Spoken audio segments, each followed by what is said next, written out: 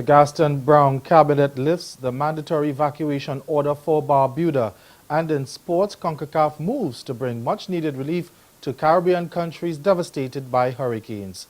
I'm Ricardo Roberts, and this is Caribbean in 10 for Tuesday, that's Thursday, September 28th.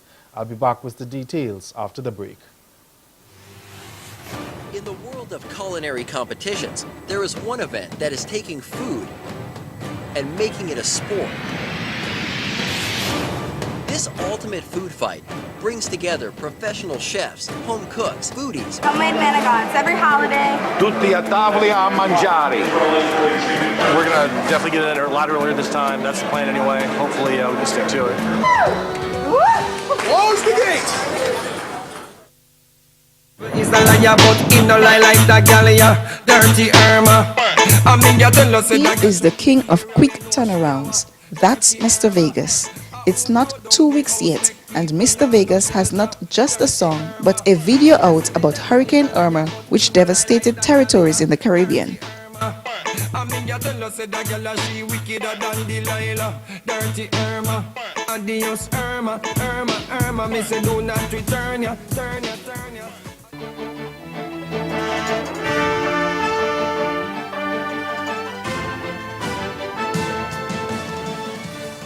Barbudans whose homes received minor damages during Hurricane Irma will be able to return home within the coming weeks to pick up the pieces. This after the government yesterday cancelled the evacuation order that had been imposed in the aftermath of the Category 5 storm.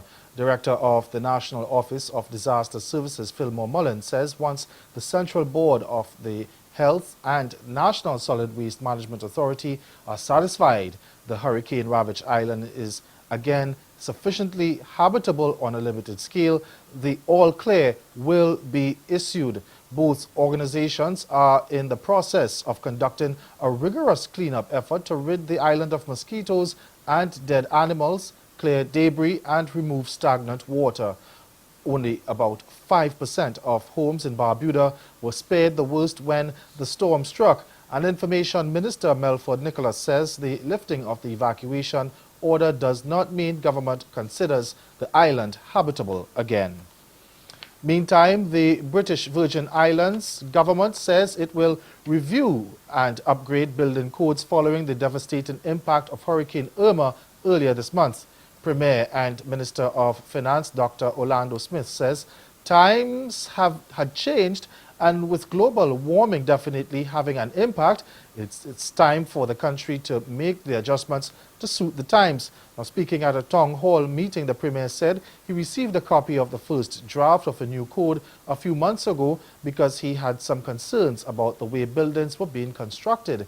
He said that has to be reviewed again, and the community's contributions will be sought out in that process.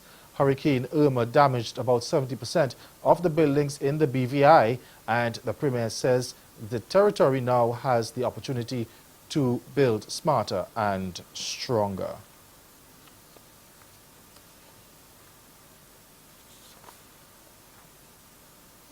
We go back to Bermuda where Mr. Nicholas says the evacuation order does not mean that government will consider the island habitable again. It does not mean that the facilities in Barbuda, the circumstances in which the island now exists, now is situated, allows for the full habituation of Barbuda. What it does allow for is for persons who would want to go back to the island and to assist in the further cleanup. They can certainly go back and do that. There is still not yet the full restoration of some of the utility services that will fully support, life in Barbuda.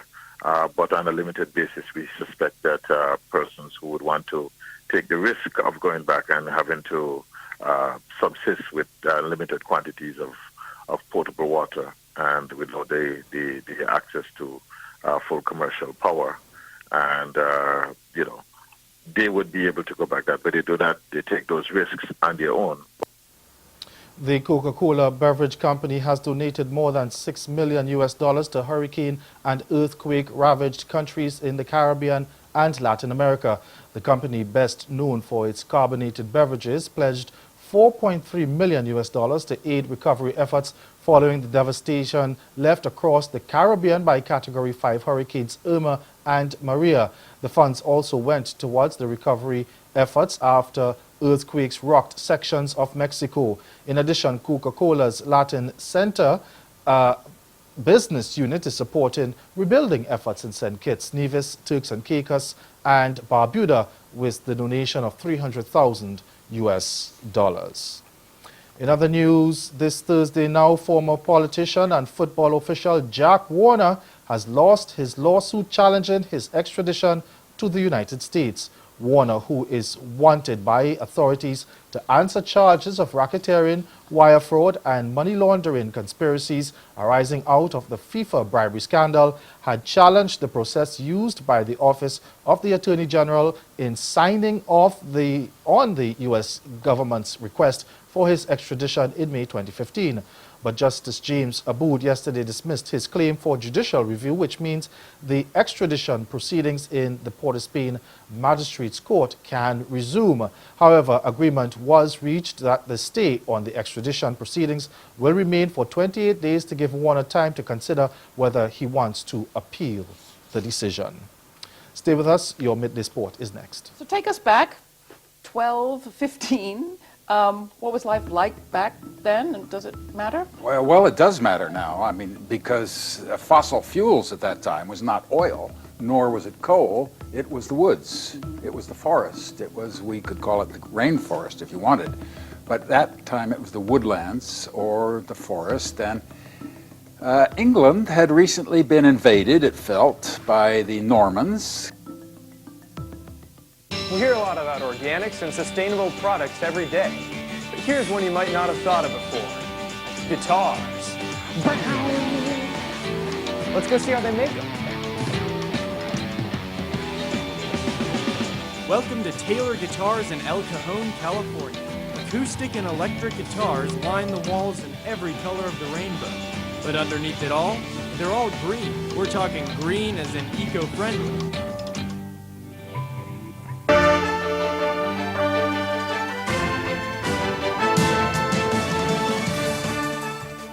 Continental football governing body CONCACAF has established a disaster evaluation task force as part of its plan to bring much-needed relief to Caribbean countries devastated by the recent passage of hurricanes Irma and Maria.